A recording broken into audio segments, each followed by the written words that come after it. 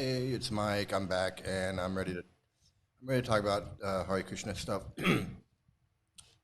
uh, I think I'm starting to come down with a cold or something. So, but I wanted to do this because I really wanted to get I wanted to get this on video. I wanted to go live with this, um, and so I decided to do it now uh, before I get even more sick. So, anyway, we're gonna get right to it. Let me get to the opening, and then I'll be back with more of this stuff. Hey, there I am. I'm still here. Hello? Hello.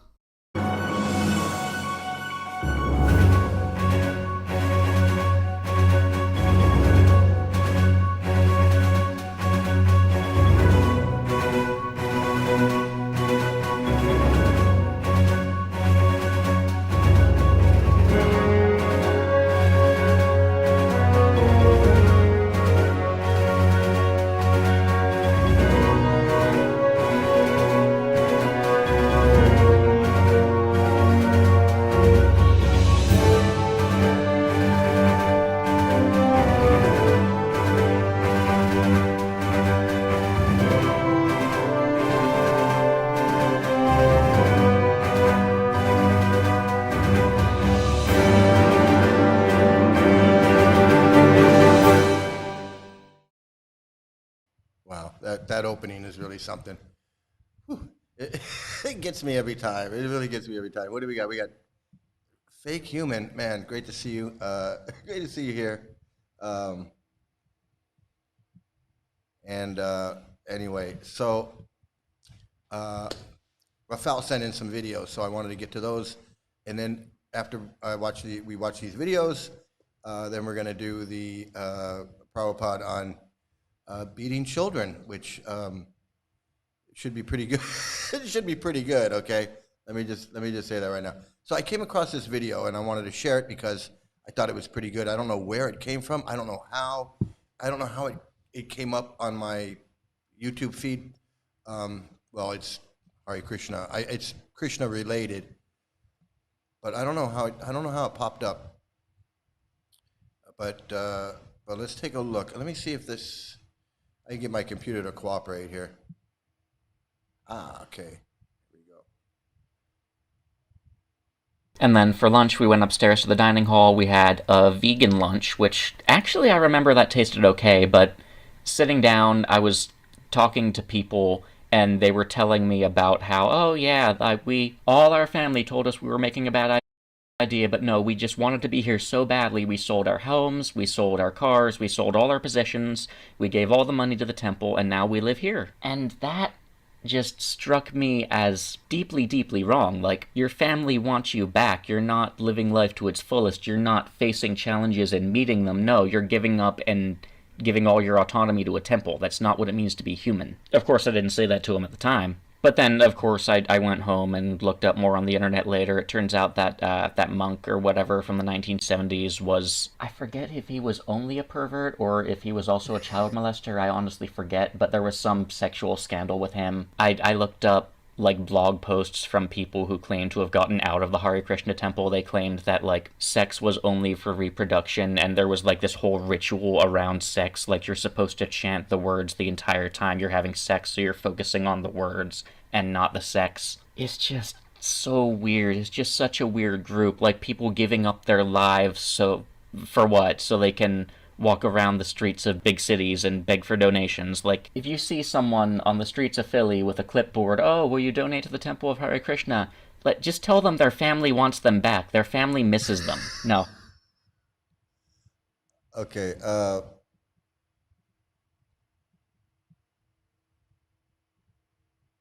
I agree.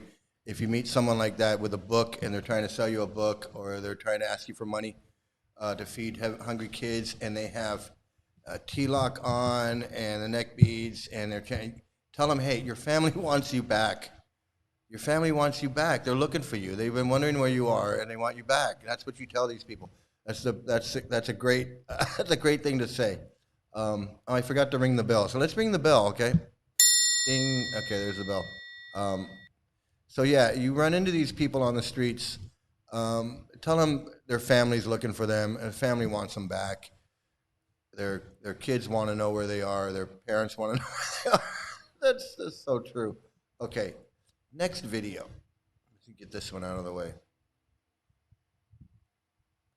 But it is these people. What, you're going to give up your life so you can go walk around the streets of some big city and beg people to buy a book? To beg people to buy a book? It's crazy. That's what your life is. Hey, Rafael. That's good to see you because I got your videos and I'm gonna play your videos. So we're gonna do it right now. So it's good to see you here. Yes, absolutely, absolutely. Ringing the bell. I'm gonna ring it again. Okay, so what is this video here? This video is, okay, so this is the guru birthday party, and where they all get together, all these creepy ass guys get together. These creepy ass guys get together and they celebrate each other's birthday. Now, how weird is that? I mean, I understand, like, hey, it's your birthday, you know, you celebrate. You know, maybe you go to TGIF or Applebee's or I don't know. I don't know where you go. You know, maybe you go out to the bar or something, have a few drinks with your buddies. Okay, that's fine. But this whole thing, I mean, if my friends called me up and they said, "Hey, we're having a birthday party for Larry, and we're all gonna sit around and we're gonna like throw flowers at him and we're gonna wash his feet and we're gonna sing songs about him and we're gonna have this whole little thing about him, and while he stands there, and then you know it's pretty weird. Okay, this is pretty weird, right? I mean, this is not normal. This is not normal. Normal people don't do this. This is crazy. Okay, let me get this going here. Let me see what we can do here.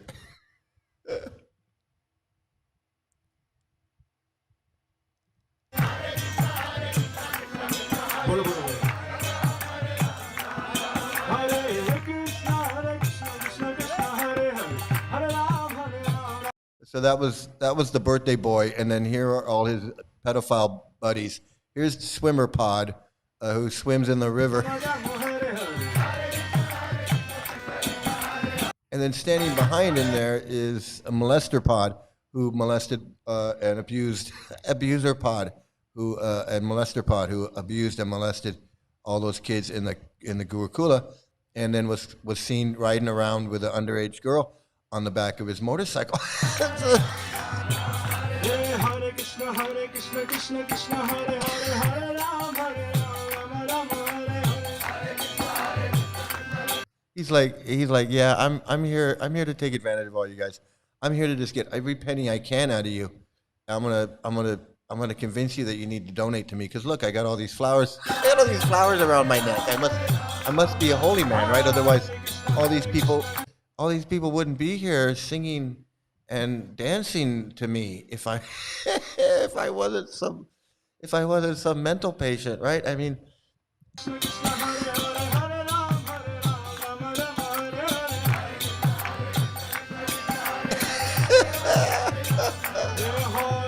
where am I? I gotta get in on this. I gotta get in on the fun here. Where am I? There I am.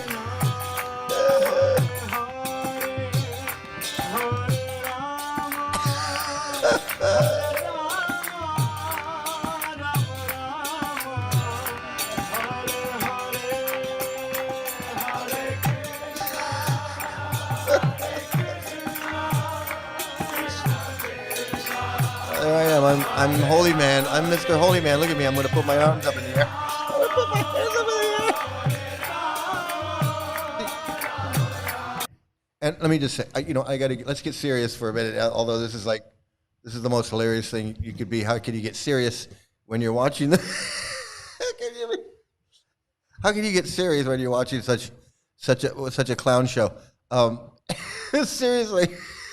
How do you get serious when you're watching Retards Are Us mental incorporated? But I do want to get I want to get as serious as I can. I don't know.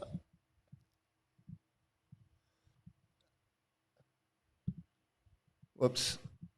What did I do now? What did I do now? I don't know how to get out of this. Wow. There I go. Okay. All right. This is total insanity. Okay. This is total insanity. These guys are standing around glorifying this guy. Like, what did he do? What did he do? He sold a bunch of books. This guy. He's got all his pedophile friends, abuser friends around him, and he's standing around and he's just scamming these people. It's really it's not only is it a clown show, but it's really pretty sad that he's able to get away with this crap.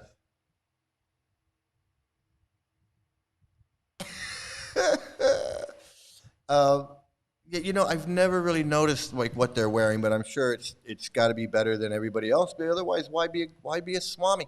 Why be a swami guru if you don't get any perks? Why put in the hours? That's what I'm saying. Like why would I put in the why would I put in the hours if I don't get any perks? Like why would I go out and spend all day selling these stupid books and getting up at 4 o'clock and doing all this stuff? And there's no payoff. There's got to be a payoff. The only reason I go to work every day or whatever is because I'm getting a check at the end of the week. And maybe it might not be the check that I want now, but I'm thinking in the future, maybe I'll move up. I might just be answering the phone today, but maybe a year from now I'll be the supervisor. And then maybe in 2 or 3 years I can be a manager. And then maybe 3 or 4 years I can be the district man, whatever it is. But there's got to be a payoff. Even if I was just going for the check, I'm still going for the check. What's the payoff for these guys? Why would I go out? Why would I go out and sell these books and give these lectures and do all this stuff if there's no payoff for me? There's got to be a payoff for me. I'm only going to be out there selling books for so long before I want to be the guy getting the donations.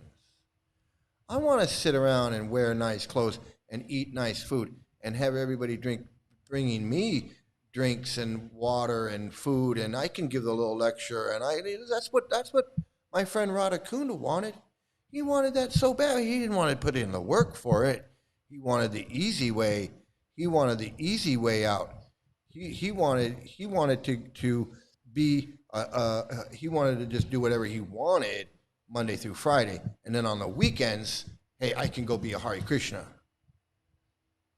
and everybody can worship me, or if not worship me, they can at least go, ooh, Om Vishnu Padaya Krishna Padaya, and bow down and be all, at least while I'm sitting on the chair. He wanted that more than anything. Is he wanted that? That's what they all want. Why do it? Why am I doing it if I can't? That's why even the lowest, newest bhakta coming into the Hare Krishnas, he adopts all that philosophy, and he immediately can feel better about himself. He can feel like he's spiritually advanced because he can openly say, well, women are stupid, and women have small brains, and black people are ugly and belong in the jungles, and they're less intelligent, and they're sudras, and I'm getting this all from Prabhupada's books. So obviously, I'm spiritually advanced. Even if they can't do anything else, they can at least feel like they're superior because of all the bullshit, even though they haven't done a goddamn thing. Haven't done a goddamn thing. They're not holy. They haven't done anything. What you do? You fucking sold a couple books? Friggin' Barnes and Noble sells books. Amazon sells books. That's no big friggin' thing. Oh, you sold books to strangers on the streets? Well, you know what? I used to sell fucking bullshit on the street. I used to sell like useless pieces of crap, keychains and whatever. Selling shit on the street's no big deal. People do that every day. I see people do it all the time. Oh, but you sold some Prabhupada's books on the street, and all of a sudden you're having some demented birthday party with these guys? I'm supposed to be impressed. I'm supposed to be impressed with this bullshit. He's gonna. Oh yeah. Let's go, buddy. Yeah, let's go.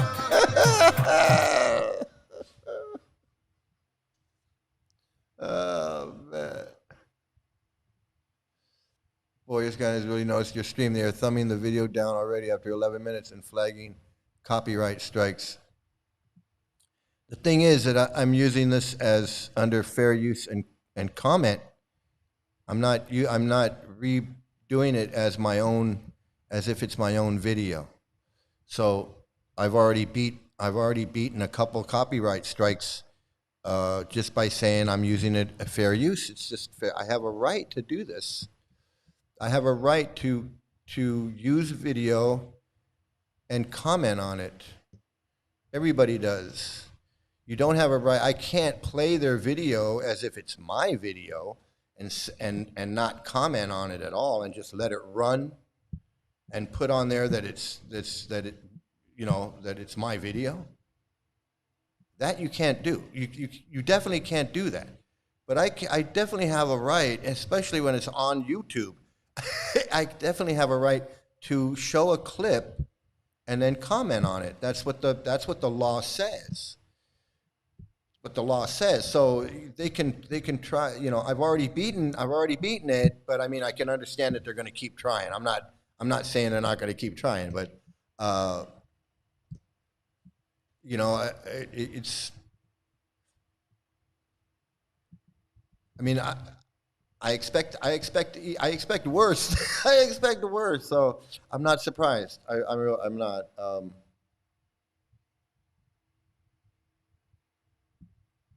I witnessed him screaming at the husband of a female disciple once in Mayapur. These guys are nuts, man. He dared to chant japa outside his door while waiting for a meeting. Govinda Swami took it that the man was pressuring him to hurry up and start the meeting, and that was not the case. These guys are. He was screaming at the top of his lungs. These guys are nuts, man. I mean, I could see the disease. I could see the disease in my friend Radhakun, and he's my friend, and I liked him. He was a nice guy, but I could see how this whatever it is, this infection, this virus, this mental disease, this mental illness, I could see how it had already really infected his brain and took hold. And when he got to Vrindavan, when we got to Vrindavan, it really just it went like it full bloom, full bloom. But then I left. And I didn't see him for years. And then when I went back and I saw him, and I actually talked to my friend who lived there and knew him for the whole time that I wasn't there, he filled me in on what he was doing this whole time. He hadn't changed. He hadn't changed. Nothing had changed. And I really don't mean to speak bad about him. I'm speaking bad about this cult. And I'm speaking as if my friend Radhakun was a victim, but he was also, like all of us, he was a victim, he was a perpetrator. You're all perpetrators till you leave. I'm telling you, I'm looking at you guys out there. You guys are perpetrators until you leave. You're a victim, but you're also a perpetrator. You got to get out to absolve yourself, and then you can with a clear head you can analyze what you've been through. And how much you partake and what you knew and what you didn't know, how much you departmentalized, how you dealt with how you dealt. That's all up to you. After you leave, while you're in it, you can't do that. So you got to get out, and you're only a victim until you hear the truth. Once you hear the truth and you deny it or put it away or you don't want to hear it or you whatever. You're a perpetrator. You're a perpetrator at that point. That's why everybody that got me into the Hare Krishnas, all those so-called friends of mine who I consider them to be my friends, they weren't friends. They were perpetrators. They were actively trying to get me in.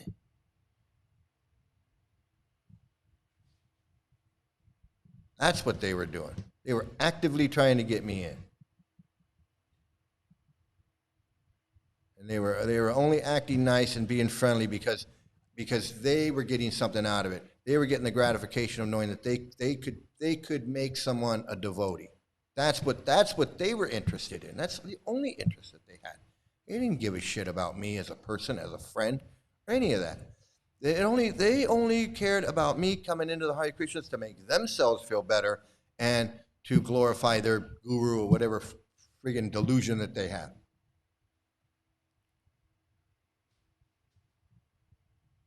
Here's an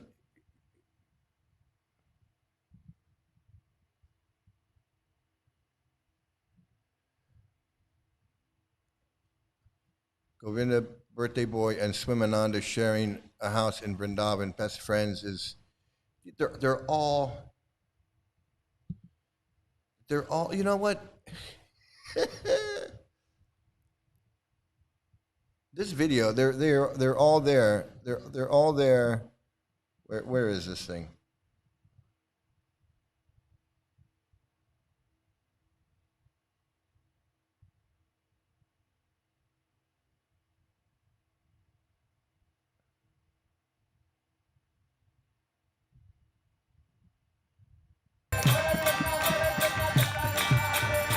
They're all there. So there's birthday boy, and then you got little girly pod right here, and then on the other side, that's swimmer pod on the other side. So you got like 3 of the biggest scammers in ISKCON right here, about to scam some more people. And then out of frame is Bhaktivedanta Swami, and I'm sure Bhaktivedanta Swami has to be somewhere nearby. There's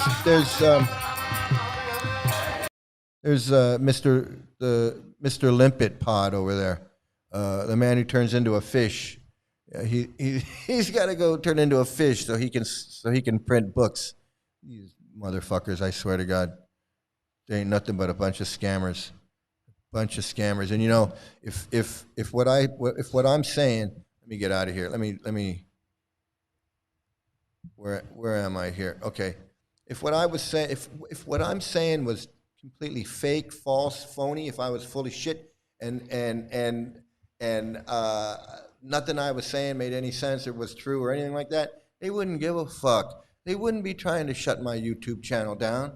They wouldn't be doing any of that. They wouldn't be coming into my chat and talking shit. They wouldn't be doing any of that. But they know that what I'm saying is the truth. They know that I'm pulling the curtain back behind us. And not that I'm the only one. I'm just the only one. I'm just the one that's doing it now.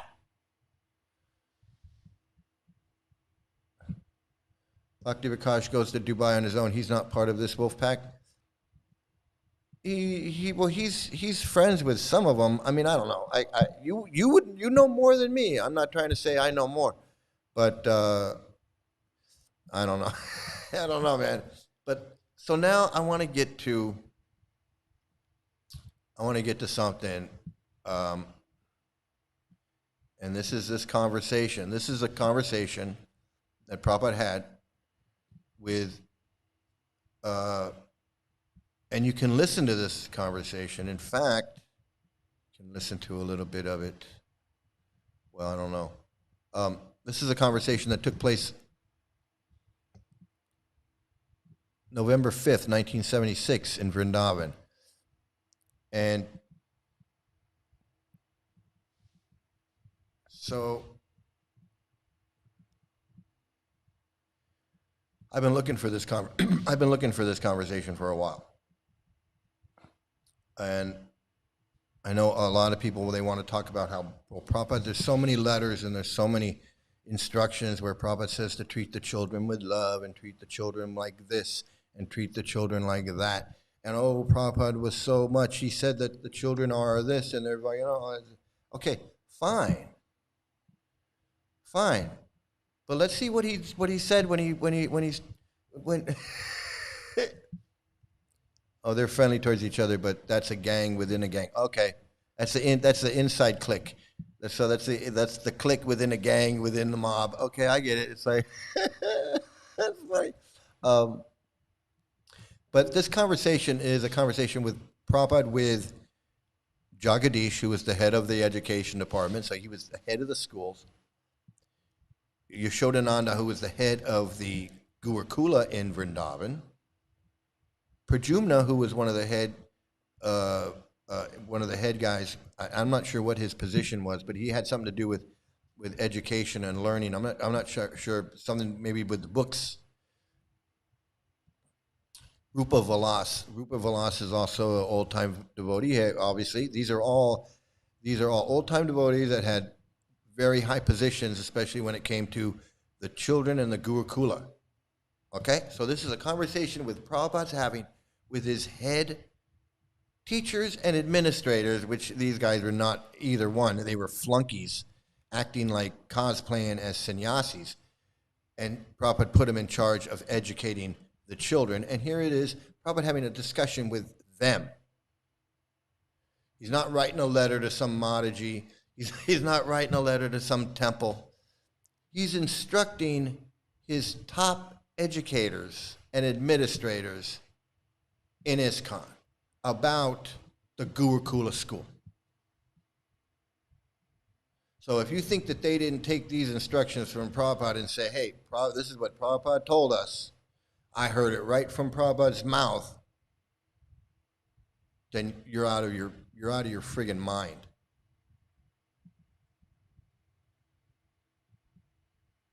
All these, and I'm not saying it's anybody in particular, but I'm just saying in general, all these apologists, it's like they look at all this shit and then they still want to try and like polish this Prabhupada turd and say, well, maybe polishing any turds.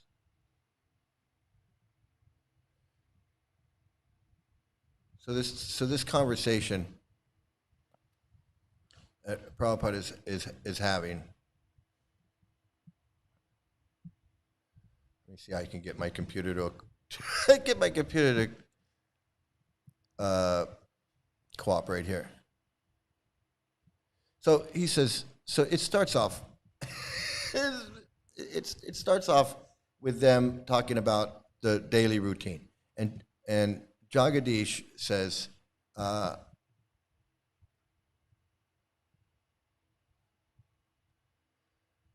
Jagadish says, I was finding out yesterday's paper break. First thing, I want to go over. Oh, I swear, my computer is just not cooperating. I wanted to go over the daily schedule. According to the schedule, the boys get up between 3:30 and 3:45. Prabhupada, why so early? Jagadish, why 3:30 and 3:45? That's what time we all get up. Prabhupada, we are holding Mangalartik at 5. Why 3:30? Jagadish, well, they do japa before Mangalartik. No, Prabhupada, no, it will be too early for them. They, first of all, Jagadish, they're accustomed to getting up at Prabhupada. Jagadish, they've been getting up at that time for years. Prabhupada, if they are accustomed, that is all right, but otherwise it is not needed so early. When they go to sleep, Jagadish, 8:15. Prabhupada, oh, then it is all right. Then it is all right. At least they must have rest 6 hours complete. Oh, they get, Jagadish, they get more than that.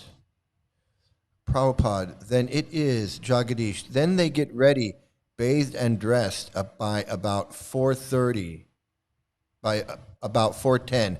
So they chant japa from 4:10 until 5 o'clock under the supervision of their teacher, Yasodananda. Then Artik Tulsi worship And after that, after Tulsi worship, they again have japa up until Guru Puja, greeting the deities. Prabhupada, Jagadish, from the time Tulsi worship is over until the end, until the time of greeting the deities. Prabhupada, how long is that? Jagadish, that's an hour and 15 minutes. Altogether, they have japa time amounting to just under 2 hours. Prabhupada, and who? They will, the small boys, they can devote so much time? Jagadish, well, these are not small boys. These are, Prabhupada, oh, teachers? Jagadish, at least 10 years. 9, 10 years. So here they are. He's got so Jagadish has these little boys, 9, 10 years old, getting up at 3:30 in the morning and then doing 4 hours of japa.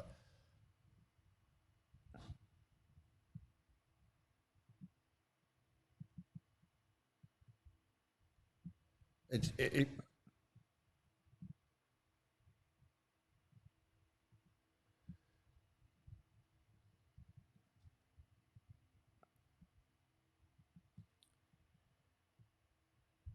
so they had these kids doing this stuff and probably didn't even know about it.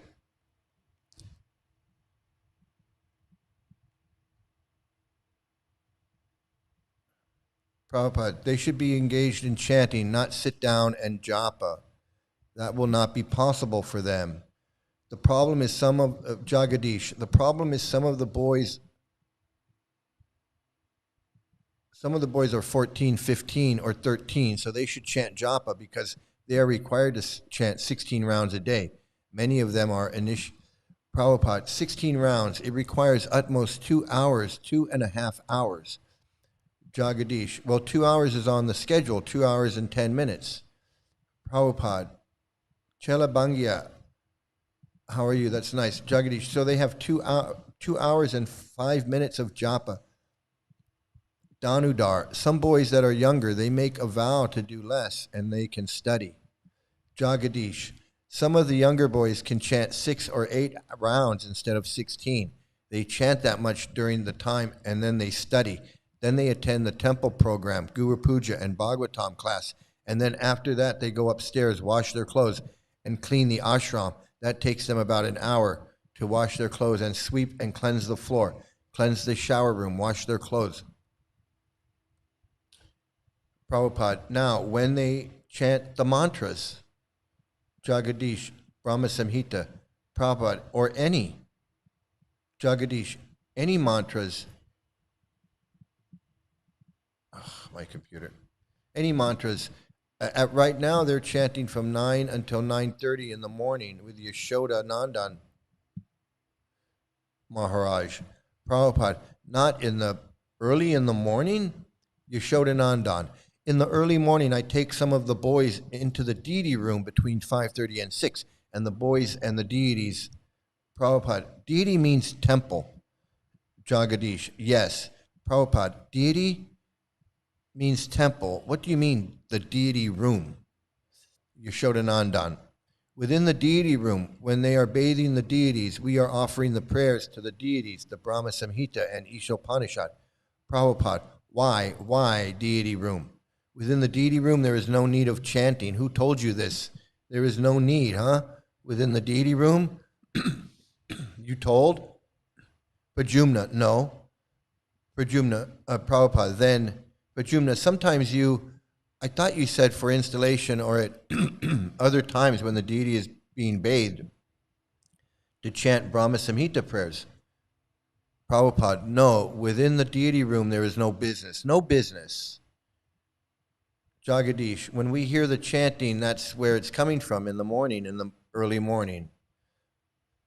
Prabhupada, oh, they can chant outside. Yes, the deity bathing or whatever, dressing may go on.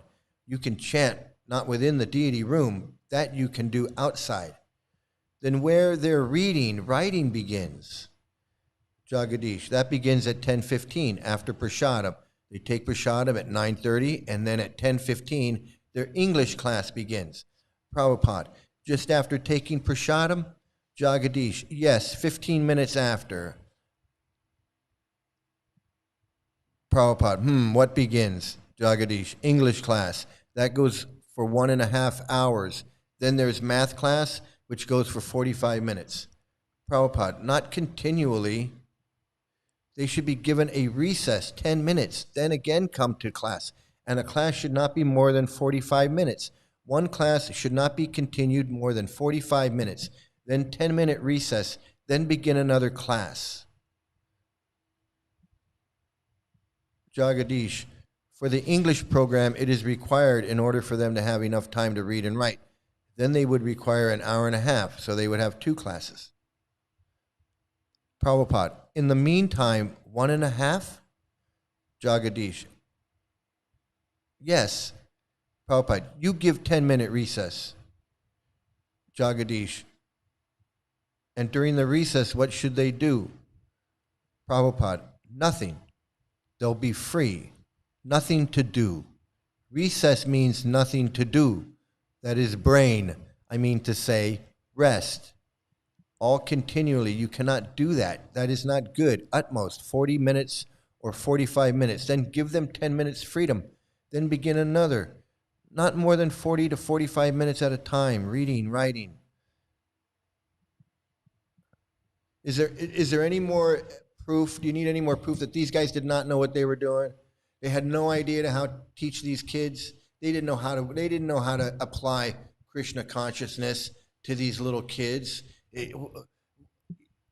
Whether they were small, teenagers, they did not know what they were doing. Prabhupada's correcting everything they're doing. He's like, why are they getting up so early?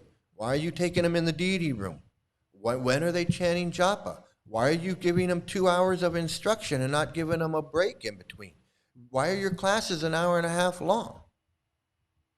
What do you want them to do during recess? They don't have to do anything. Recess means freedom. They can just go sit and go play. What the fuck is wrong with these guys? They don't know what they're doing. They don't know how to raise kids, how to teach kids, how to babysit kids. They don't know anything about this. This is why homeschooling is homeschooling. Like, I understand homeschooling, but I mean, come on, really. Seriously, man. I'm not even into the bad part, and I'm already fucking disgusted.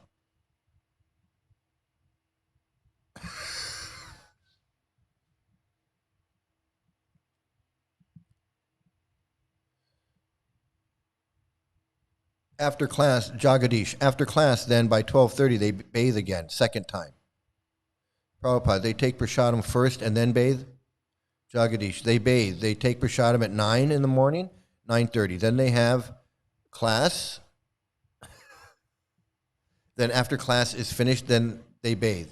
After Prabhupada, after class, they bathe. Jagadish, around 12:30. Prabhupada, not needed. After prasadam, they should not take bathing, at least for 4 hours. Jagadish, 4 hours? Pradyumna, they have a schedule where they have dal, rice, and sabji and chapati at 9:30 in the morning. Is that what they have in the afternoon? Prabhupada, huh? So when they first take bathing, Jagadish, when they rise at around 4 o'clock. Oh, that's nice. Then they take prasadam at what time? 9:30. Prabhupada, 9:30. So, Jagadish, we can take prasadam earlier. Prabhupada, no, why earlier? Earlier, any breakfast? No. Jagadish, no. Prabhupada, so why not? They are children. They must have some breakfast. He's got to teach these guys to feed these kids when they wake up in the morning. They're waking them up at 3:30 in the morning, and they're going from 3:30 until 9:30 without any food every morning. And they're chanting and japa and doing this and doing that. And they don't know to feed these kids. Prabhupada's got to tell them. Prabhupada has to tell them, why aren't you feeding these kids? Prabhupada, so why not? They are children. They must have some breakfast. Jagadish, they have 3 meals. This is the way the temple program is scheduled. The temple eats at 9:30 in the morning, so the boys also get prasadam at that time because everyone eats the same. Prabhupada, but early in the morning they should have some, at least munch of sweetmeat, something like that. Bhagaji, like chera. Prabhupada, huh? Bhagaji, like chera and curds they can take. For example, after taking bath at 1 o'clock, they should take little prasadam. Prabhupada, yes, early in the morning, just after Mangalartik, they can take something. They must take something. They are taking bath at what time? Jagadish, in the morning? Prabhupada, huh? Jagadish, 10 to 4, huh? Prabhupada, huh? Jagadish, 4 o'clock. Prabhupada, 4 o'clock. So after Mangalartik, the Mangalartik prasadam should be given them, a little sweet. Yasodanandana to other devotees. We hadn't agreed on that. Jagadish. Yes, the Mangalartik sweets. Prabhupada, Mangalartik sweets, they should be distributed amongst the children, little sweets. Then they can take prasadam 9:30. Jagadish, full prasadam. Yes. Then again, they are taking bathing at what time? Jagadish, the scheduled next bathing is 12:30. Prabhupada, then what is the 12:30 then? Jagadish, after bathing, they take a little prasadam. Prabhupada, yes, that's nice. How long? 1 hour. Jagadish, 1 hour. Prabhupada, that's nice. Jagadish, then they have Sanskrit class from 2:30 until 4. Prabhupada, 2:30? 4, that's all right. Jagadish, 1.5 hours, so there should be a recess in between. Prabhupada, Jagadish, that's 1.5 hours, so there should be recess in between. Prabhupada, 10 minutes at least.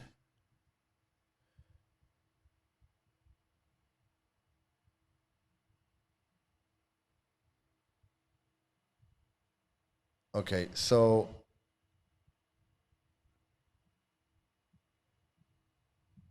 I'm gonna skip ahead because Prabhupada's having a discussion with this Bhagaji.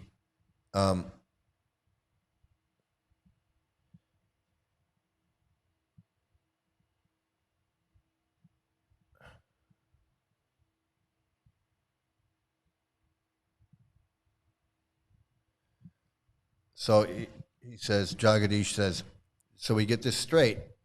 Jagadish says, as far as everyone's duties are concerned, Rupa-Vilas is the English teacher. He teaches English and math. And of course, Pradyumna teaches the Sanskrit program. And Danudar Prabhu has been, he works in the ashram overseeing the boys. Prabhupada, taking care. Jagadish, yes. And Yasodanandana Maharaj will, Prabhupada, recitation. Jagadish, recitation. Yasodanandana. And I also help with getting the boys through japa and kirtan and getting them more enthusiastic. Prabhupada, that's nice. Jagadish, it's nice to have a sannyasi involved. Prabhupada, oh yes. Jagadish, he can be a good example. Then they go on and they talk about food.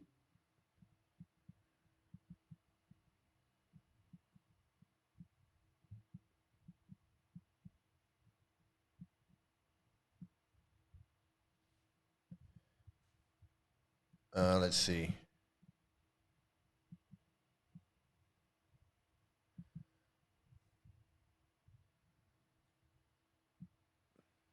So let me see what we got here.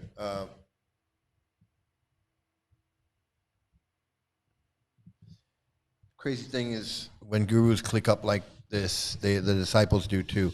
When they are a big close family and a political axis in ISKCON, it's all very political. Yeah, absolutely. It absolutely is. The Ritvik is all political too. It's basically just who has the power. Excuse me. Insanity, madness, and these parents. Yep. These parents so deeply brainwashed. Sad shit. Look how.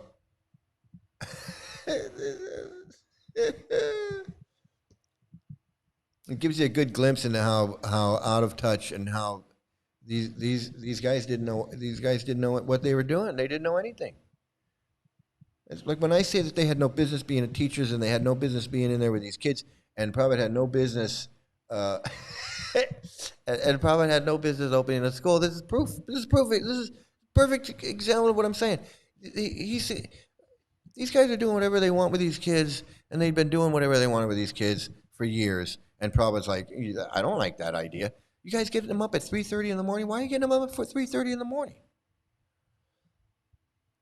Why aren't you feeding them until 9:30? You're getting them up at 3:30 in the morning, but then you're not even giving them anything to eat until 9:30? Are you guys going without food until 9:30? You're going to tell me that nobody is eating? You guys are all getting up at 3:30 in the morning. You guys aren't getting hungry after a couple hours? After 3 hours? 4 hours? I mean, come on, man. Give me a friggin' break, man. All right, so I'm right here, and I'm right here, and so I probably pick up the conversation. Probably says, and the government also will like that foreign students, Bhagavad, if they can understand the language. Prabhupada, oh yes, Hindi is essential. It is not difficult. The same principle as Sanskrit. Reading and writing. That's all. Jagadish. So far as the financial situation, I've discussed with Bhagavad, and it seems that the best idea is to open a separate Gurukula maintenance account with the co-signers Bhagavad and Rupa-Vilas, so that because there's so much. So this Bhagavad is basically, they're trying to talk him into funding the school. That's what this is all about. So Prabhupada, so then some of the money, so some of them, they are getting money. Jagadish, yes, the parents are sending money. The parents are sending money. So these guys can abuse their children. Get that. Get that. Just like I was paying the school on Watsika so they could teach my kid and have this friggin' molester live upstairs and get his hands on my daughter. And I'm paying for that tuition. And here, he says right here, Jagadish, yes, the parents are sending money. Prabhupada, that's all right, Jagadish, because with the temple there has been confusion. Prabhupada, now the temple, you can make separate account.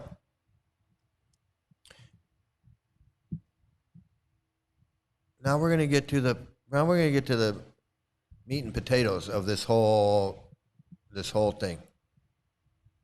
Okay? And I don't know if any of you are familiar with this conversation or not, but I'm going to show it to you. This is where I am right here. And if you're playing along at home, this is where it gets good. So Jagadish says, we have one question about, there's one of the boys, his name is Jagaman, and he's more or less a bad boy. He's had a bad background. His mother's a devotee, and she's a nice devotee, but he terrorizes the other boys. Okay, so look, so his mother's a devotee. Maybe he doesn't want to be a devotee. Maybe he doesn't want to be in your fucking cult. You ever think of that? You ever think of that?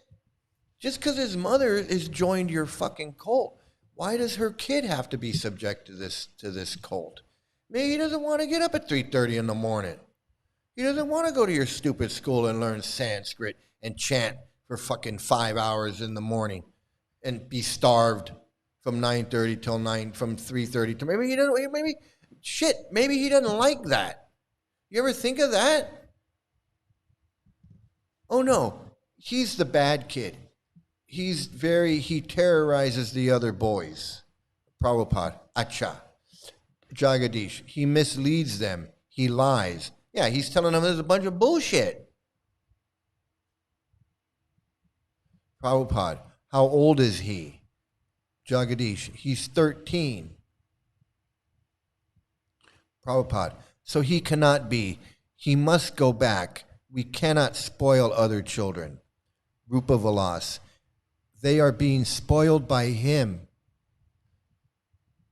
So they can't control this kid, and they don't know what to do with him. He doesn't want to be a devotee, obviously. Obviously, Jagaman is like, fuck you, I don't want to do this. Why do I have to do this? And he's probably telling his friends or the other kids, why are we doing this? Why do we have to get up at 3:30 in the morning? Because these freaks want us to get up at 3:30 in the morning.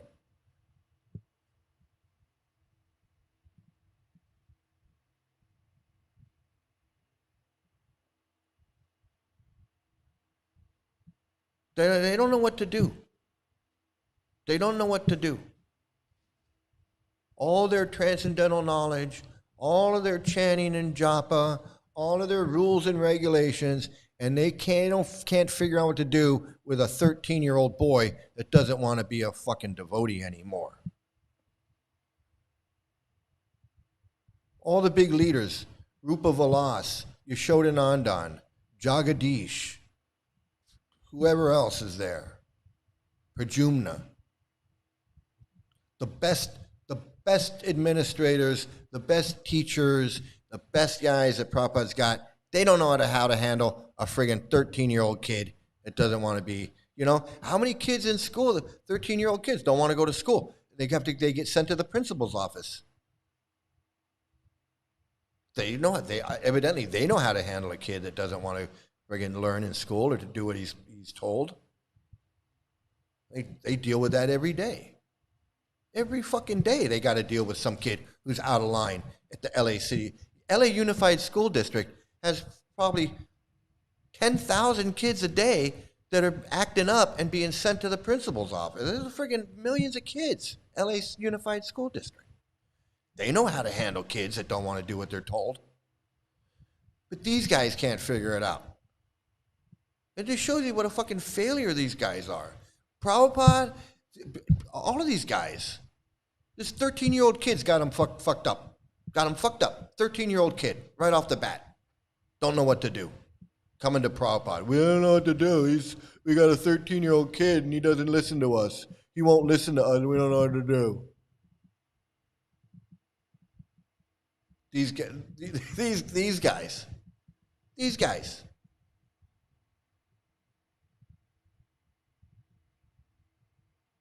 Friggin' insane, man. Rupa-Vilas.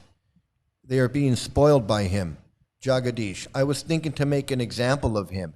Either we should beat him or send him back. So they want to beat him. Jagadish wants to beat this kid into submission. They want to beat him into being a devotee. Because their holy name and all their transcendental bullshit's not working on him. Gee, it's not working, so we're just going to beat it into him. We're going to beat the holy name into this kid, this poor little Jagaman who just doesn't want to get up at 3:30 in the morning anymore. He just doesn't want to do it no more. So now they're going to fucking beat it into him. We're going to beat it into you. Jagadish, I was thinking to make an example of him. Let's beat him so we can scare all the other little kids into doing exactly what we want them to do. And if we just beat the fuck out of this little kid, then we won't have to worry about any other little kids because they'll be too afraid to step out of line. That's what this fucker is talking about, this Jagadish fuck. Let's make an example out of this kid. Let's just beat the fuck out of him. Obviously, they wanted to beat him. They wanted to teach him a lesson.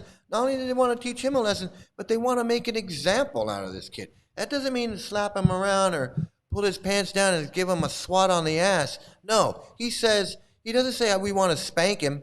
He says we want to beat him. We want to beat him.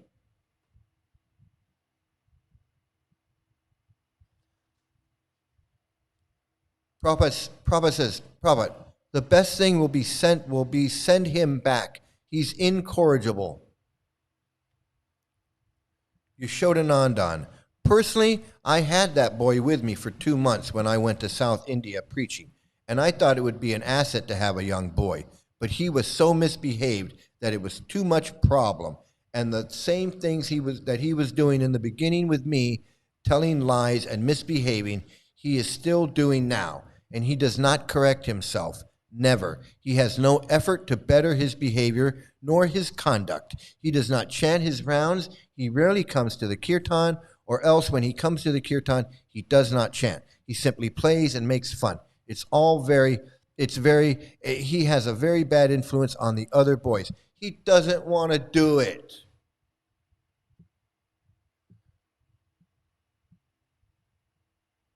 He simply doesn't want to do it. So now you're going to want to beat it into him. You want to beat it into him. We'll beat him into being a devotee, God damn it.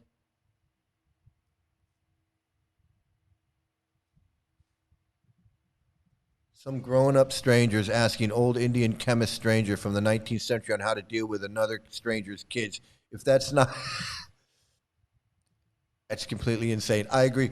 It's when you that's what I'm saying. When you get out of this cult and you look back and you look at what these people are talking about, the way they're acting, the things they say, all of this shit, it's fuck, man, I can't believe it. And when I see people and hear people fucking apologizing for this motherfucker and apologizing for these motherfuckers and talking about how, well, probably I haven't even got to it. Let's get to it.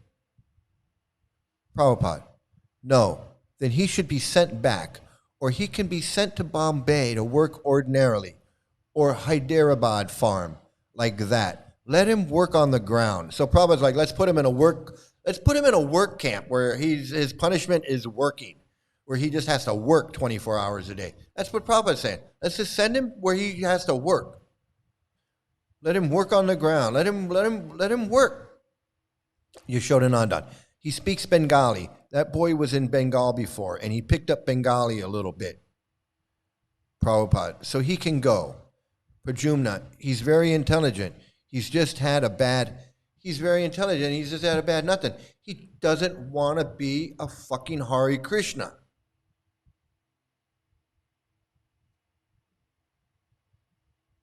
He doesn't chant japa. He doesn't want to get up at 3:30 in the morning.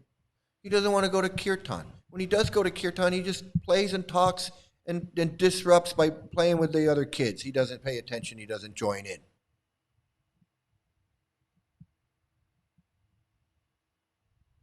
He's probably a bad influence on the other kids because the other kids are like, why aren't you doing it? And he's like, because I don't want to do it anymore. And they're like, oh my God, what do you mean you don't want to do it anymore? And then he's like, I don't want to do this anymore. Why should I have to do this stuff? I don't want to do it. And the other little kids are going, yeah, well, maybe I don't want to do it either. Yeah, he's a bad influence on them. Absolutely. So what are they going to do? They're going to beat him up. They're going to beat him.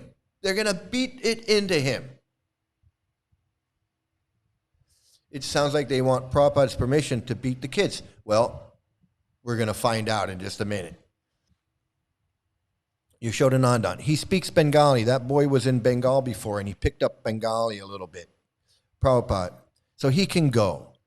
Pradyumna. He's very intelligent, but he just had a bad Prabhupada. So he was in Mayapur. Yasodanandana. Yes, he was in Mayapur before. He knows Bengali. He can speak Bengali. So he can speak Bengali to the Bengali kids. They don't want that. They don't want that. That's like having Mike Sandoval in there. That's the last thing they want. They don't want this kid in there. It's like having Mike Sandoval in their freaking school. So get this. It gets even crazy. It gets even crazier. Prabhupada. So he can go with the Mayapur preaching party as well. Yasodanandana. Well, we could send him with Bhavananda Maharaj. Oh yeah, great idea. Prabhupada. Yes, that will be nice. He knows Bengali. Let him go to Bengal and keep him under Bhavananda. Sure, great idea. Jagadish, I think that he'll be a problem wherever he goes. Jagadish really wants to just beat this kid. Jagadish wants to just take this kid out and grab a stick and just beat the fuck out of this kid. Probably because this kid has probably talked shit to them. He's probably said, fuck you, Jagadish. I don't give a fuck about you. You can suck my dick or whatever he said. And Jagadish is like, I can't wait to get my hands on this kid.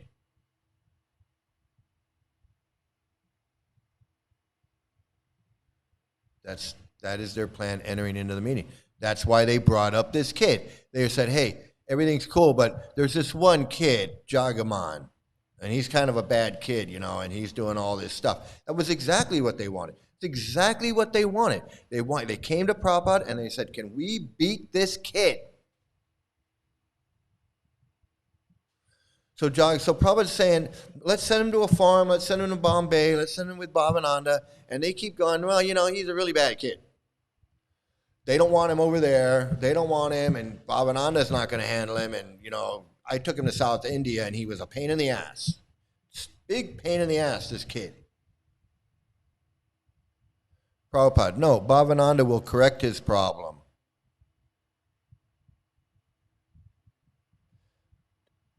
Jagadish, I think Bhavananda won't want to take him because he knows he's a problem. Jagadish is looking for any reason he can to just beat this kid. Prabhupada, huh? Rupa-Vilas. Bhavananda told me he did not want to see that boy again. So listen, this is why they came. This is why all of them are there. Rupa-Vilas is there. Yasodanandana is there. Pradyumna is there. Jagadish is there. And they're talking about this one kid that they want to beat. This is the head of the school. This is like the whole head of someone's school. The principal, the dean, the teacher, the counselor, all going and saying, can we beat this kid?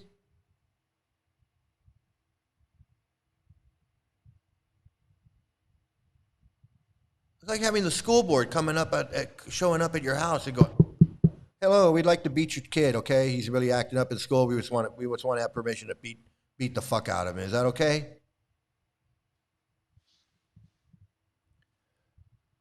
Pradyumna, in Mayapur, he had some girl. You know what? I'm starting to like not even believe the shit they're saying. Now they're just making up shit. They're just making up. Oh yeah, and he had a girlfriend, and then he did this, and then he did that, and oh my goodness. I don't believe. First of all, I know better than to believe these people. I know that. I know better than to believe everything they say. Jagadish, in my opinion, here it is. Jagadish, in my opinion, as the head of the school, Jagadish, in my opinion, the best thing is to make an example and beat him. Let me show you because I want you to see these words. Jagadish, in my opinion, the best thing is to make an example and beat him. Prabhupada, yes, send him to farm, work in the field. If he does not work, beat him. Yasodanandana, he was just in Hyderabad for that ceremony there, and he caused such a disruption in the whole temple that I don't think they'd want him there. Jagadish, the thing is, if we beat him here and keep him here, then all the boys will straighten up because they will see that if they go bad, then this will be their punishment. Prabhupada, as you think, you can do. But I wanted to engage in farm work, in digging. Yasodanandana, yes, that is his propensity. Actually, it's a fact. When he was with me, I would try to teach him Ishopanishad and your purports, which are so clear and simple, but after 3 or 4 times explaining the same thing, he would become angry to receive the instructions. So Yasodanandana's agreeing, saying, yeah, we should just beat him. Prabhupada, and then Prabhupada says, no, he is meant for Sudra's work, Yasodanandana. And when that boy would be told to watch himself, Prabhupada, you cannot expect that everyone is Brahmana. No, he has got Sudra mentality. So let him till the ground for Krishna. And then he says, Bhagavad Gita verse, he is fit for tilling, so let him till and produce grain for Krishna. So we'll just work him. That work will be his punishment. Hyderabad, Jagadish, Hyderabad, Prabhupada, yes, hard work. He should be given hard work. This Gurukula is for high-class Brahmana, Kshatriyas, not for Vaishyas and Sudras. No, everyone is required for Krishna service. But that I was describing today. There must be division. Don't put horse before a cart. Okay, so I don't know, if you want to continue and read the rest of this conversation, you can, of course. It's November 5th, 1976, Vrindavan. But I think I've read enough. It's pretty clear. They went to Prabhupada to ask Prabhupada if they could beat this kid. And after Prabhupada kind of trying to say, hey, let's just send him to a farm, let's send him here, send him there, they were like, no, we just need to beat him.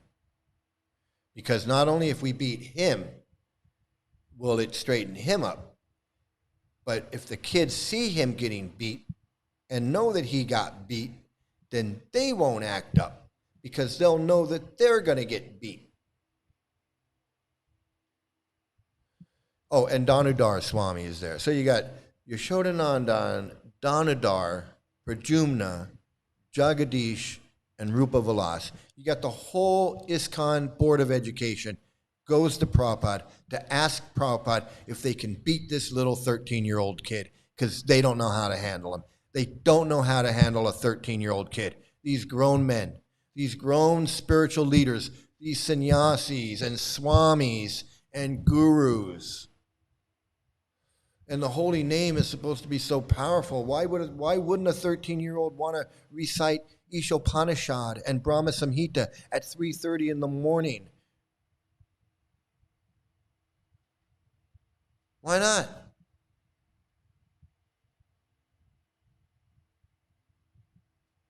I picture a little kid with your head making trouble in the Gurukula. Yeah, that'd be me. He'd have a little goatee and glasses. He'd be running around. Fuck these gurus. Absolutely, man. Absolutely. That'd be me. Yeah, they wanted to put him to work, man. They said, look, we're going to put him to work, and then we're going to just beat him. We're just going to beat the fuck out of him. I'd like to know where the kid is today. Hey, Jagaman, if you're out there, man, you got to come in and tell me. I want to know how it went. I want to know how it went, because you're probably 50, 60 years old by now. And you could, Ian Gordon, how you doing, Ian Gordon, man? I hope you found the right place. I hope you're here. I hope you found the right place and you're not confused. So a lot going on in that conversation. I mean, there's a lot to unpack in that conversation. So there's another conversation. I'm not sure if it's this one.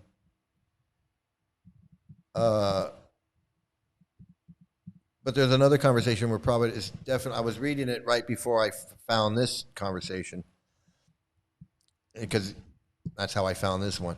The one I was reading right before this, they're telling, Prabhupada is actually saying, we need to move our schools to India because then we can treat our kids how we want and we're not under the rules and regulations of the Malechas and Yavanas. We don't have to be accredited. We don't have to follow the laws of the United States. We don't have to treat kids. We don't have to treat kids any special way. We're not going to be held to their standards. These meat eaters and these karmis, not going to tell us how. Not going to tell us what we can do with our kids. We want to beat our kids. We want to beat it into them. We can. We can't do that in the United States, but we can do that in India. That's allowed in India. We can do that. We can do that in India. So maybe we should move everything. We should move everything to India.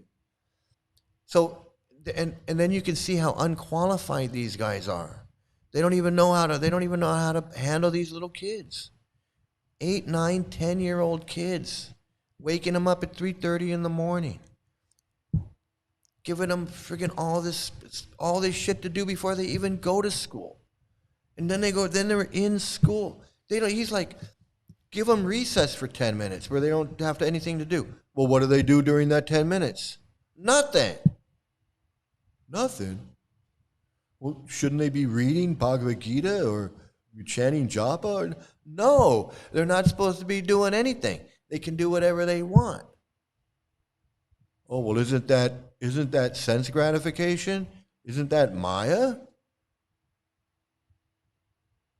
I mean, I thought, idle hands are the work of the devil or whatever. And these guys had no idea how to take care of kids. They had no idea how to nurture and raise a child and educate a child. Nothing. Zero knowledge. Even Prabhupada, who was a failure and a fraud and a scammer, he at least knew if you wake a kid up at 3:30 in the morning, you got to give him something to eat. Even he knew that. I mean, I don't give him credit for anything, but at least I got to give him credit for telling these fucks that you got to feed these kids. Give them something. Give them a sweet. Give them something. A cracker. What the fuck is wrong with you people? You have them in class for 2 hours and they don't get a break? What the fuck is wrong with you? But of course, when it came to beating the kid, Prabhupada's like, hey, do whatever you want. I'm good with that. Whatever you feel is, do whatever. Hey, that's on you. Fucking disgusting, man. This is disgusting the whole way around. I'm serious, man. I am so dead serious about this. And to hear people try to brush this under the rug. Let's just brush this under the rug. Act like Prabhupada didn't say this. Act like Prabhupada wasn't telling his board of education how to fucking beat this little kid, this 13-year-old kid. Danadar sitting right there. Danadar, Jagadish, Yasodanandana. You're going to tell me these guys weren't abusing kids when Prabhupada gave them a green light? Sure, go ahead. Whatever you feel is right. Hell, you can't wake them up. You don't know to give them breakfast in the morning. Go ahead and just beat the fuck out of them, I guess. I mean, I don't know. And you're going to tell me the Prabhupada cared about abuse in the schools? You're going to tell me that he fucking cared when he's telling them, hey, if you can't handle a kid, just go ahead and beat him? You gotta be out of your fucking mind, man. Give me that bullshit. Prabhupada didn't give a fuck about these kids. You're going to tell me that he's going to sit there in one breath and say, well, hey, if you can't control a 13-year-old, just go ahead and beat him. Beat him and then send him to a farm where you can work him to death. That sounds like perfect punishment for a kid whose only sin is he doesn't want to fucking get up at 3:30 in the morning and fucking be a Hare Krishna. He doesn't want to cosplay in your fucking cult anymore. So now you're going to beat him and work him to death as punishment. You're going to beat him and then send him to a farm where he has to work the fields. He has to toil the earth because he doesn't want to accept Prabhupada as his guru or something. He doesn't want to listen to Yasodanandana. He doesn't want to listen to Jagadish. Like that's some big fucking crime that this kid committed. I've been to Vrindavan. I don't want to get up at 3:30 in the morning in Vrindavan. It's fucking cold. Take a cold shower and then have to chant your stupid words. And then go to the temple and do some more fucking chanting. And then go see the deities and do some more fucking chanting. And then you're going to starve me until 9:30 when everybody gets to eat. I've been up for 6 fucking hours. You haven't fed me anything. When I complain about it, you want to fucking beat me? This fucking sick-ass cult, man. And if they can't admit this bullshit, none of these guys can admit it. Yashoda didn't want to admit it. Yashoda wouldn't tell me about this conversation. All the stories that he told me, all the goddamn stories that Yasodanandana told me in all the years that I was his assistant and doing all the work that I did for him and all the times I worked on his computer and all the times I did whatever the fuck I was doing for him. He never once told me, oh yeah, there was a time when I asked Prabhupada if I could beat the kids and Prabhupada told me I could. No, he didn't, and he never told me that. He didn't want me to know that.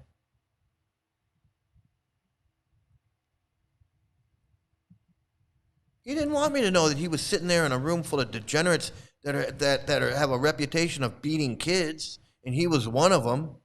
And you're going to tell me he wasn't beating any kids when Prabhupada gave him the green light and said, hey, do whatever you want. And all these allegations of Yasodananda that he was rough with these kids and roughed them up, and you think I don't believe that? After he's sitting there asking Prabhupada, can we beat this kid? Hey, you know, Bhavananda doesn't want him. The farm doesn't want him. Bhavananda doesn't want him. That temple doesn't want him. He don't want to do this. And when I had him, he was a pain in the ass. So let's just beat the fuck out of him.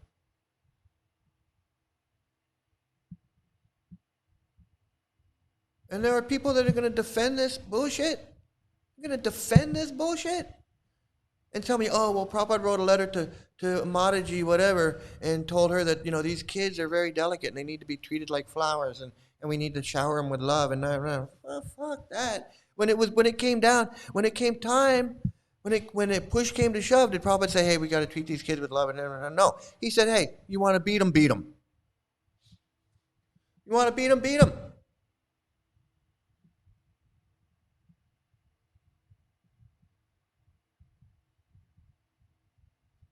He told these grown men that if you can't handle this 13-year-old boy, just go ahead and beat the fuck out of him and send him to that work camp. Send him to my work camp in Hyderabad, and that'll take care of it.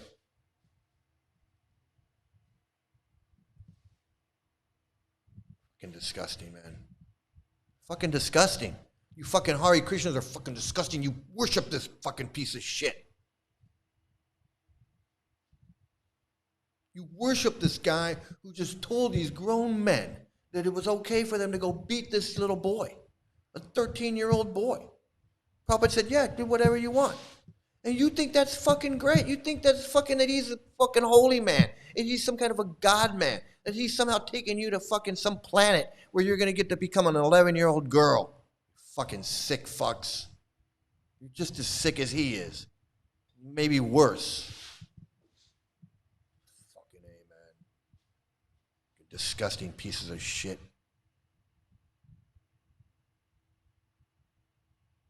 Disgusting. And all you Hare Krishnas out there, you'll read this shit, and you'll read other shit just like it. Will you do anything? Will you wake up? Will you see the light? No. You're brainwashed fucking freaks. That's why. You're so brainwashed that you can't fucking walk away. You can't walk away. I can sit here and show you all the bad shit, tell you all the bad shit, and you can't walk away. Just walk away. There has been too much violence, too much pain. Just walk away, and there will be an end to the horror. Just walk away. Can't do it. Can't do it. Because your friends are in there. Your Guru Maharaj. Fuck. Disgusting pieces of shit. Your Guru Maharaj. Your fucking pure devotee Guru Maharaj. Speaking of your pure devotee Guru Maharaj, fuck-face, fraud-ass guru piece of shit, let's play Wheel of Shit. Wheel of Idiots.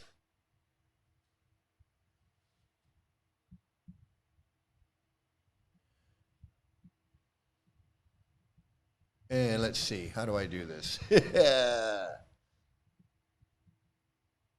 How do I do this?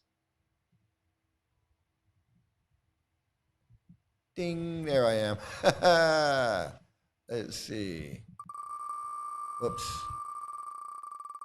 Wait, that was a false alarm. False alarm there. That was not real. Let me get over it. And nope. Nope. Sorry. No. That was a practice run. That was a practice run. Yeah, oh yeah. I get, you know me. You know me. I get so angry. I get so pissed off. I get so pissed off with this shit.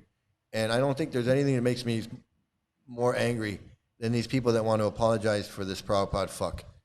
That just really grinds my gears, as they say. Yeah, here we go with the spinning wheel. Okay, so that was a practice run, and now we're gonna do the wheel of idiot for real, and see where it's gonna land. And let's give it a spin. We got our theme music here. I hope I don't get a copyright strike for the theme music. That would really be something. Here we go. Let's see.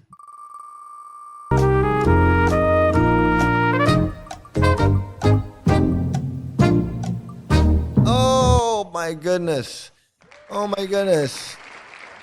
Pod. It is the wacko of all wackos, the crazy of all crazies, the ultimate in the ultimate.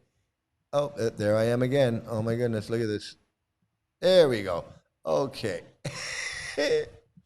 All right. So we've got Pod, and let's take a look at the craziness on the Pod page, and let's see what craziness we can get from Pod.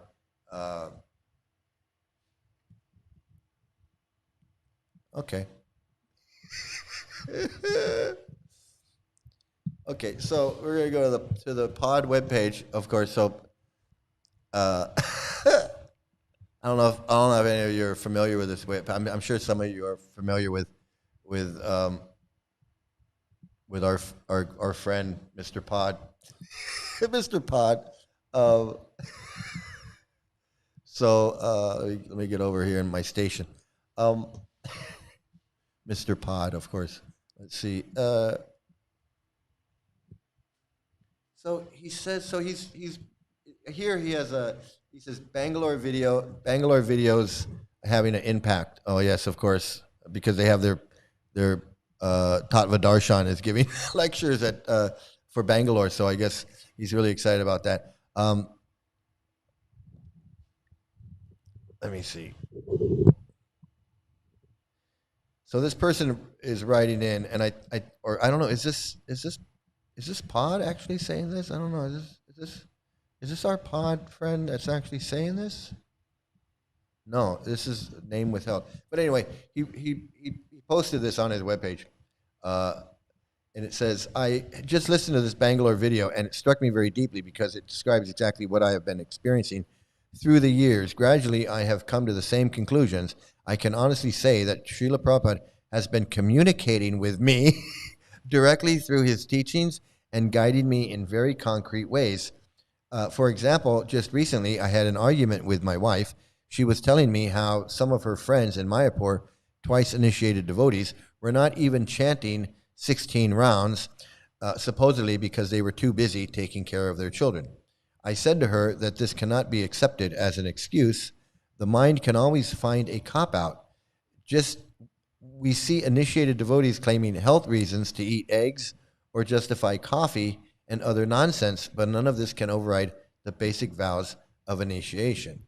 So I find that very interesting, as of course we all know that Prabhupada was doing snuff. Prabhupada was doing snuff, and he claimed that it was for health reasons. It was for medical reasons. It was for health reasons. And so here, this devotee right here is saying that initiated devotees claiming health reasons to eat eggs or justify coffee and other nonsense, but none of this can override the basic vows of initiation. So what he's saying is that Prabhupada was at fault for doing snuff for health or medical reasons. Now, that's really a bold statement to make. And it's a bold statement for Pod to publish on his webpage. The offenses that this person is saying to claim that Prabhupada was wrong for doing snuff and claiming he was doing it for health reasons. I'm really surprised. I'm really surprised. And then he goes on and says, the very next day, something happened that I cannot see as coincidence. Of course not. It's Krishna did it. Rather than Krishna protecting these kids from all the abuse that they had, he did something for you with YouTube. That makes total sense to me. That makes 100% sense. Total sense. It is so logical that when it came down to protecting the children in the schools and helping you find a video on YouTube, it makes complete sense that Krishna would choose to help you find the correct video on YouTube and completely neglect the children in Prabhupada's school. That makes 100% logic. It's totally logical. So then he says, I use it mainly for study in other fields. Yeah, you don't watch anything on YouTube except important things. Let's make that clear. We don't want any misconception. We don't want anyone to think that maybe, just maybe, you're watching something other than devotional videos on YouTube. He says, I use it mainly for study in other fields, and for Prabhupada's lectures, I reply on Vedabase or Prabhupada Vani. But that morning, without searching, I opened YouTube, and the very first recommendation on my feed was a 4-year-old video with Russian translation where Srila Prabhupada spoke precisely on this issue. Amazing. Prabhupada just went to you right through YouTube. Prabhupada is so powerful that he could put the whammy on you even through YouTube and being dead for 50-something years. He said directly that the first responsibility of an initiated disciple is to follow the vows, especially to chant 16 rounds, and there are no excuses, no rationalizations, and no alternative services that can replace this duty. Well, did he mention in the video that he's doing snuff every night? I mean, I don't know. Maybe Prabhupada should have mentioned that to you, because then maybe you might have a different outlook on that. I don't know. So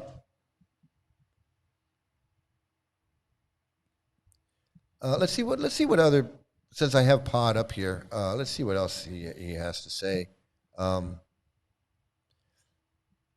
Of course, Pod, in his demented Krishna mind, feels that he's qualified to speak on the Charlie Kirk situation, which I really don't want to get into with this.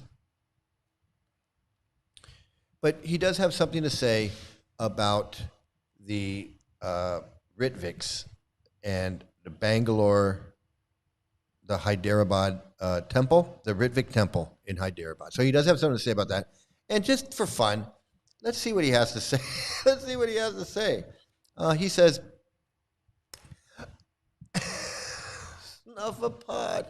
Snuffapod. Yeah, he was definitely snorting the snorting guru. He was a snorting guru there. He was Mr. Snuffleupagus. He was Mr. Snuff. He was Snuffleupagus. He was Snuffleupagus. So a pod here says, Madhu Pandit's program deserves a lot of credit for building many nice programs around India and some here in the West. He is getting things done. In the early years, we decided to promote his program. Who's we? Who's we? He says we, like it's Pod and like a whole bunch of people. So when he says we, who's we? He wants you to think there's a whole bunch of people that agree with him when it's just him. He's one person. There's no we. These guys lie. These guys lie and misrepresent every step of the way. Every step of the way. This guy cannot be honest if he had to be. Who's we? Who's the we that he's talking about?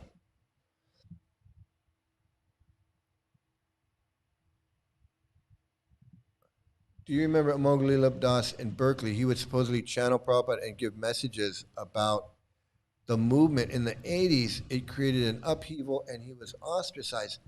Okay, I know who he is and I know he had issues, but I didn't know that. I didn't know that about him.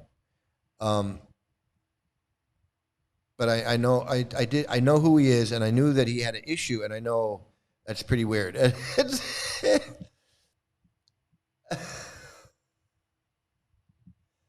I'm surprised it was YouTube. Normally it's taking place in dreams. The Prabhu fraud.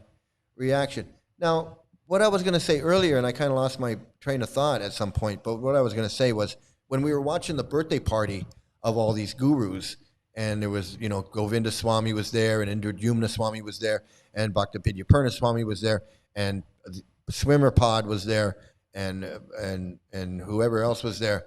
Those guys are no different than Guru Haridas.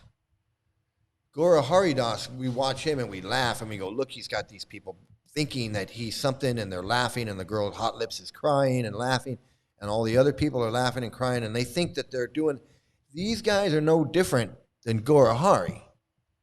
We've just normalized them as like they're ISKCON people, so then like they're like the gold standard for these gurus, and then you got people like Guru Hari, and Guru Hari's a wacko, and somehow these gurus are less wacko than Guru Hari. No, these gurus are no different than Guru Hari.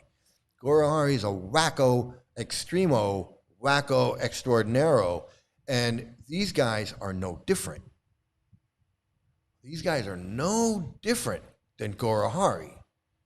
If you're in ISKCON, or you've been in ISKCON, and we kind of think like, oh, Guru Hari is a wacko. He thinks Prabhupada came to him in a dream. Well, these guys are just as wacko. They just don't have the dream. Well, who cares about the dream? They're just as wacko, 100%. So that's why I put Guru Hari on there, because we think he's really wacky. He's no wackier than these guys. In fact, he's probably less wacky because he's not dressing up like them. He's not putting on the orange thing, and he's not making all these rules. He's still saying I'm guru, and he's still a wacko, but he might even be less wacky than ISKCON. But we've got it flipped around because we come from ISKCON, so we go, well, these ISKCON gurus, they're wacky, and they're doing this thing, and they're, look at them, they're crazy. And then we look at Guru Hari and go, well, he's really crazy. No, it's the other way around. Actually, they're all just as crazy. And this pod guy is just as crazy. Madhu Pandit, just as crazy. Yasodanandana, just as crazy. Tattva Darshan, they're all equally fucking nuts. And I was just as nuts when I was Yasodanandana's assistant. I was just as nutty as he was, or is. I was right there. We all were. We were right there. And the difference is we woke up and we said, hey, I'm not playing this. I'm not cosplaying anymore.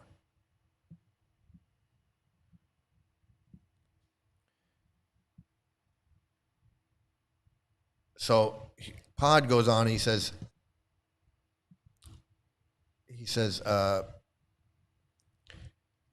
in the early years, we decided to promote his program. I guess he's schizophrenic, and he thinks the voices in his head are other people, and that there's a we. He says we decided to promote his program, and we got into a tangle with the Hare Krishna consciousness Jaipur guys who claim their program is superior to Madhu Pandit's.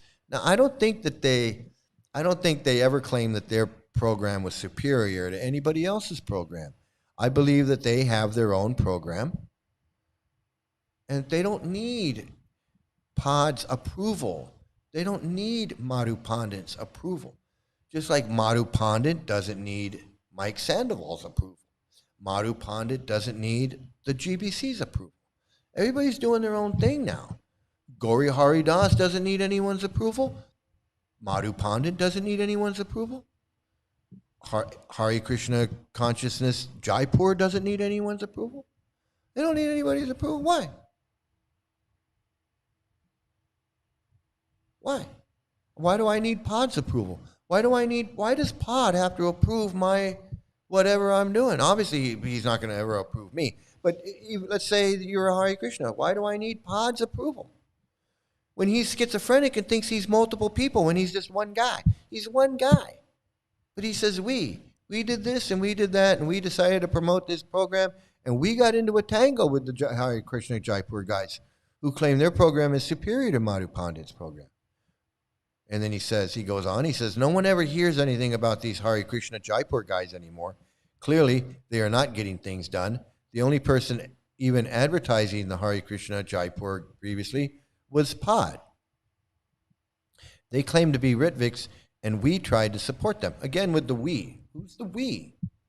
Who's we? When you say Ritviks, Ritviks is an idea. It's not a group. There's no, that's like Antifa. There is no group called Ritviks. Ritvik is an idea. And so you have a bunch of people all over the place that have this Ritvik idea. But there's no group of Ritviks. Although he wants to claim that there is, that there's somehow this group of Ritviks is a you're either in it or you're out of it, and it's there. I don't know. He's crazy. That's what I do know, as I know he's crazy. But he says they claim to be Ritviks, and we tried to support them. Well, who are you to say who's a Ritvik and who's not? What crazy insanity is this?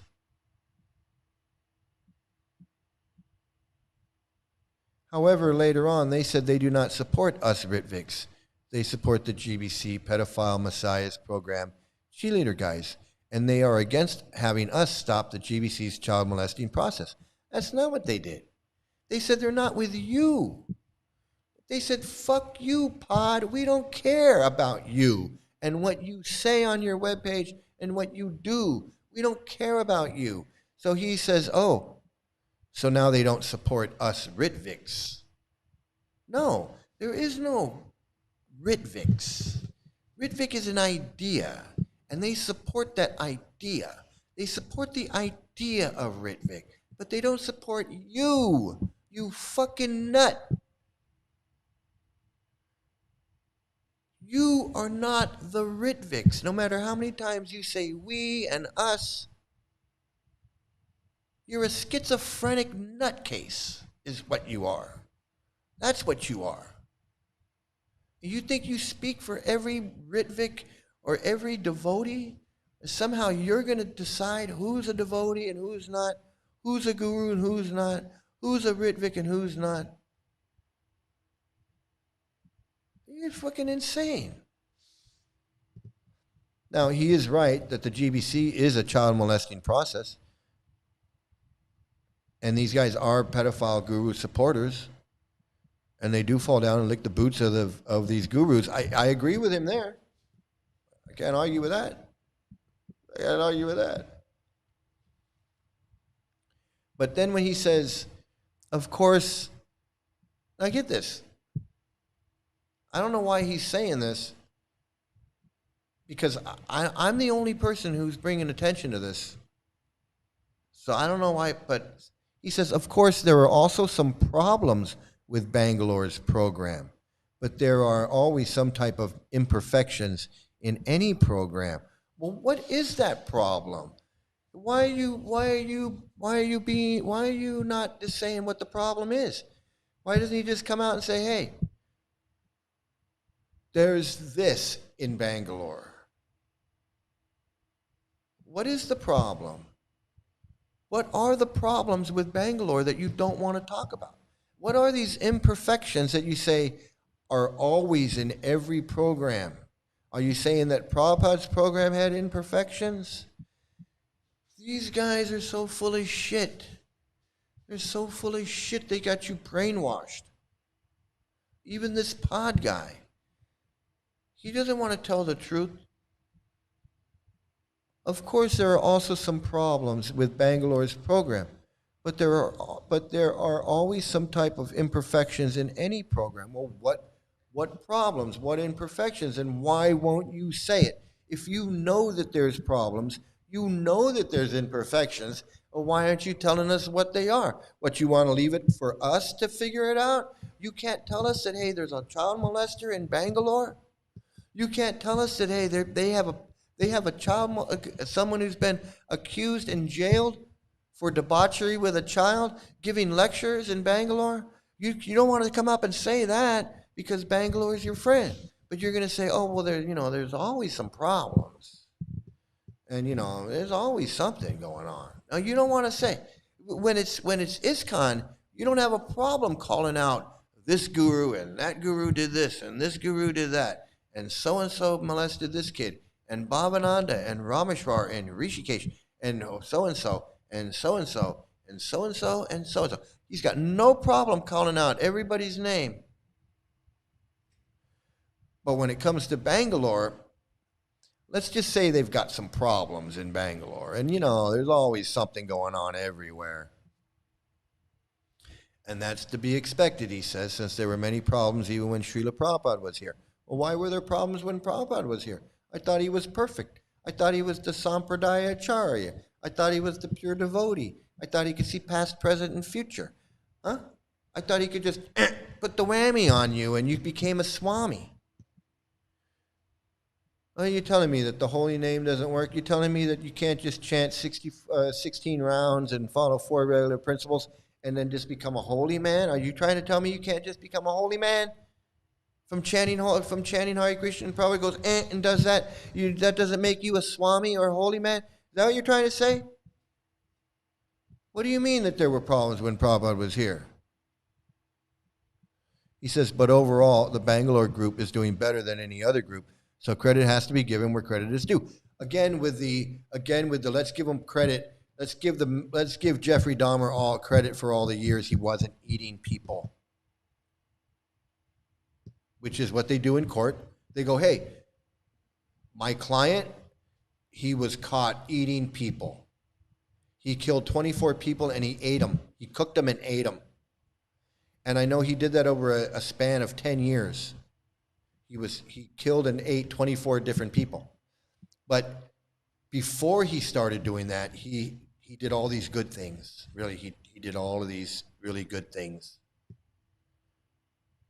So, you know, go easy on him. I know he ate 24 people, but when he was in high school, you know, he was on the track team and, you know, he edited the paper and he was on the yearbook club. He did all these really good things. You know, he had a paper route. And, you know, so, you know, take that into consideration when you're thinking about the punishment for him. Just remember, he ate 24 people, but he had a paper route when he was 16. And they want the jury to do that. They want the jury to sit there and go, yeah, well, he ate 24 people, but he did have a paper route when he was a kid.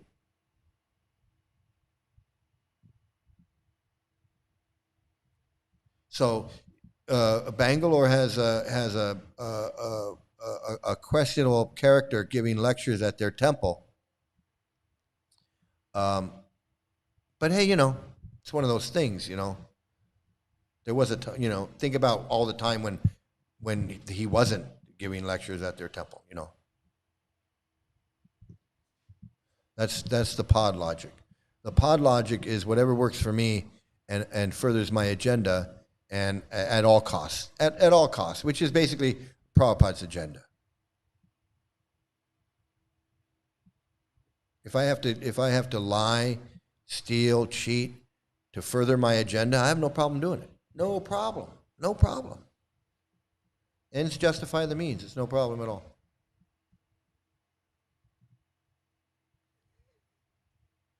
And that's a hard one, man. I don't even know what that means. Natananda, Nutella Das, Nutella Darshan Prabhu. That's what it is, man. That's what it is. So, hey, I think I'm gonna wrap it up here. I'm getting some kind of a sore throat illness. So I'm gonna end it here. But I did want to get this out and do this video about Prabhupada giving the okay to beat the children. I know it's a tough one. I'm sorry if it hurts your feelings. I'm sorry if it's a tough one to swallow. No pun intended. I recommend 7-Up. No pun intended. I know it might be a hard one to swallow, but Prabhupada did say these things. You can find it on the internet. You can find it at the Vedabase. And if you want to read it for yourself, remember it is or you can actually listen to it. You can actually hear these disgusting people speak and talk. You can play the audio. I don't know if it'll play. Let me see.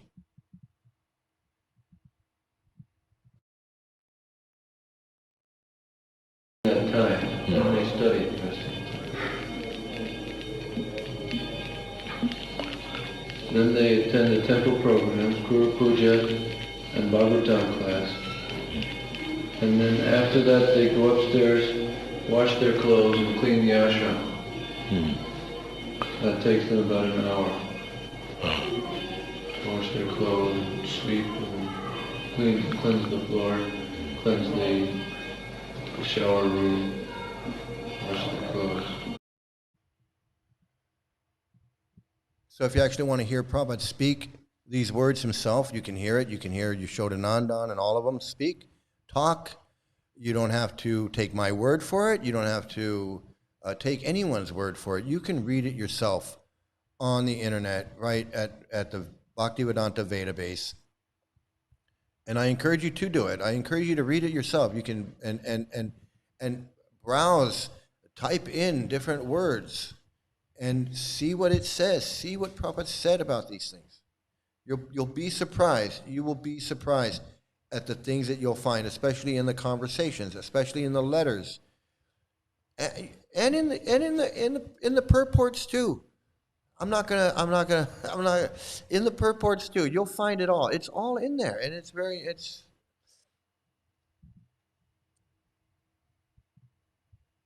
all the little groups, sidekick groups, X this, X that, are all the same, just like you're saying. Yeah, and and one thing I'm going to talk about.